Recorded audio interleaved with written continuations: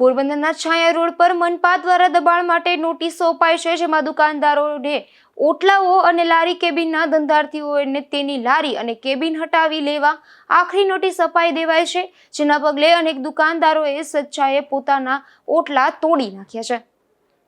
પોરબંદર મનપા દ્વારા છાયા રોડ વિસ્તારમાં આવેલ દુકાનદારો અને સ્થાનિકોને નોટિસ આપી છે, જેમાં તેઓએ તેની મિલકતની બાજુમાં આવેલ મહાનગરપાલિકાની જાહેર રસ્તા પૈકીની જમીન પર કાયમી હંગામી પ્રકારનું દબાણ કરેલ છે, તે તદ્દન ગેરકાયદેસર છે। આથી 3 દિવસમાં આ જગ્યાના માલિક હોવાના પુરાવા રજૂ કરવા અન્યથા દબાણ દૂર કરવા નોટિસમાં જણાવ્યું છે। આ નોટિસને પગલે ધંધાર્થીઓમાં ફફડાટ વ્યાપી ગયો છે અને કેટલાક ધંધાર્થીઓએ તો સ્વેચ્છાએ પોતાની દુકાનની બહારના ઓટલા તોડી પણ નાખ્યા છે।